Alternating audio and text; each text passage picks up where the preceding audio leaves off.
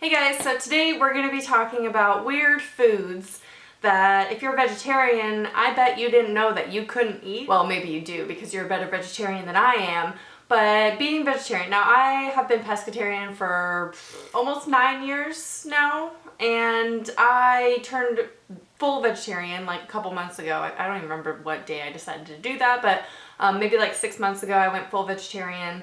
So I have always been a terrible vegetarian, I guess, because a lot of these foods I've had to learn are not vegetarian at all. And I've eaten a lot of these things thinking that they were vegetarian because common sense, you would think, that's vegetarian, there's no meat products in it. Now before we get into it, being vegetarian, being vegan, it's all a learning process. It's okay if you've eaten these things your whole life not thinking if there were animal products or meat products in them. It's just, you know, it's the way of life. We all learn things, and I learned these things hella late in the game, but that's okay, at least I know now. The first two things kind of go hand in hand, so I'm going to start with those, beginning with cheese. A lot of harder, like aged cheeses such as Parmesan, Gruyere, things like that have rennet in it, which is actually derived from a calf stomach. What it does to the cheese, I don't know. This isn't a science video. My favorite cheese of all time, the caramelized onion cheese from Trader Joe's, is in fact not vegetarian, which broke my heart, but it also has rennet in it. So if you're a fan of that cheese, I'm sorry. So that leads into pesto.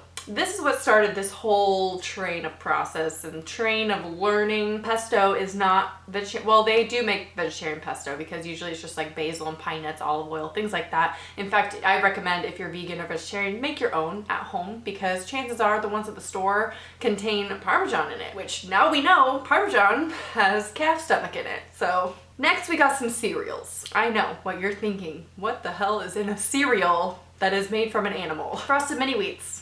That was weird to learn. There's gelatin in it. Why is there gelatin in a cereal? Who knows? Which, if you didn't know, gelatin is derived from animal bones and like hooves and stuff like that, so it is in fact not vegetarian. Lucky Charms. Because guess what Lucky Charms have in it that you cannot eat as a vegetarian? Marshmallows. They do make vegan marshmallows and vegetarian marshmallows. I'm not sure if you can buy it at like a regular grocery store or if you have to buy it at a specialty store like Whole Foods or Nugget. Twinkies, which this is one that I've heard of before, which I don't eat Twinkies regularly, like, or at all. I mean, obviously not anymore, but I never really was a fan of Twinkies that much. It's whatever. They contain beef fat. Why? I don't really know. Cheesecake. I know. There could be gelatin in it, so just make sure you pay attention to the ingredients list on your cheesecake. I'm not sure if you go to a restaurant, like I'm not really one to ask at a restaurant, does your cheesecake have gelatin in it? I don't know if they're gonna know, you know, but just check if you're buying it at a store or something. Check the ingredients to see if gelatin is in fact in it. Now, some dips. This one I discovered on my own. Some of these I like researched online, weird foods that vegetarians can't eat. This one I discovered on my own. There was a caramelized onion. Can you tell I really like onions? Especially of the caramelized onion variety. So caramelized onion dip. It's really good at Trader Joe's. I looked at the ingredients. There was gelatin in it. I think it just makes it that kind of like gelatinous consistency that some dips have. This is probably an obvious one to many of you guys out there. Jelly candy. A lot of like gummy bears and worms, you know, those kind of like jelly candies have gelatin in it, of course. However, all Sour Patch Kids, vegan. Worcestershire sauce has anchovies in it. Now this, you guys probably don't use this on a regular basis. It's used in like Bloody Mary. Some recipes call for this. I've used it in the past, but there is anchovies in it. Caesar dressing. Now a lot of people like think, oh, I'm gonna order a salad at a restaurant. A lot of dressings at restaurants and stuff typically have some kind of animal like fat in it, or it's made with anchovies, such as Caesar dressing. Refried beans are often mistaken for being vegetarian because they're just beans, right? Mashed up beans, but a lot of times it has animal fat in it, but they do make vegetarian cans of refried beans. I bought those in the past. Soup. Soup is a huge thing because if it's like a French onion soup, you're not really expecting there to be any animal product in it, or especially like meat product in it, which, funny story, going with the soup theme, Panera Bread has this French onion soup, right? Delicious. I was deathly ill one day, and Sarah, number 2, and John Michael, my roommate, they decided to be really good best friends, right? And they bought me soup, and they brought me this French onion soup to me when I was sick. I ate it all. It was so good. Find out a year later, it's not even vegetarian. I still tease them about it to this day. I'm not like mad about it because it's not their, you know, they didn't know. But a lot of soup has chicken or beef stock. It's usually made with that. Even vegetarian soups, like vegetable soups that you see in the store, like the Campbell soups, a lot of them are made with stock that's made from chicken or beef. So just try and get one that's made of veggie stock or says vegetarian on it. Beer and wine. This one was really interesting to find out today. There's this ingredient called isinglass.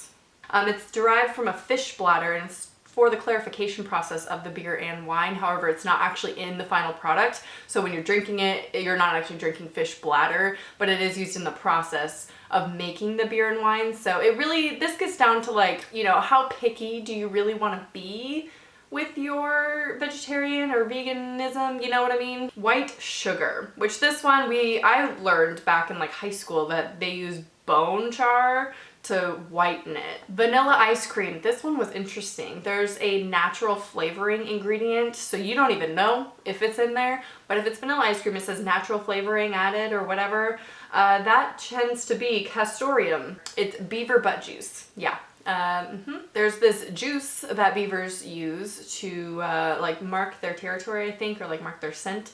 And apparently it gives a really nice flavor and aroma to vanilla ice cream. So there you go. Orange juice. So a lot of orange juice is incorporated with omega-3s because, you know, we all know that we need our omega-3s. But orange juice does have omega-3, which is usually derived from fish. However, the Tropicana brands and Pepsi brands, I guess Pepsi makes orange juice, I don't really know, are safe and are vegan. Red candy. This one actually is kind of like the scandal that happened with Starbucks because they were using carmine, I think, in one of their syrups that made something red. Carmine is basically ground up beetles, which beetles are still animals. They are on this earth. We don't kill things to eat them, you know what I'm saying? So if you ever see an ingredient that says natural red number 4, that is carmine, and you are eating beetle juice. And lastly, barbecue potato chips. This might seem obvious, but a lot of times they use animal fat to flavor it.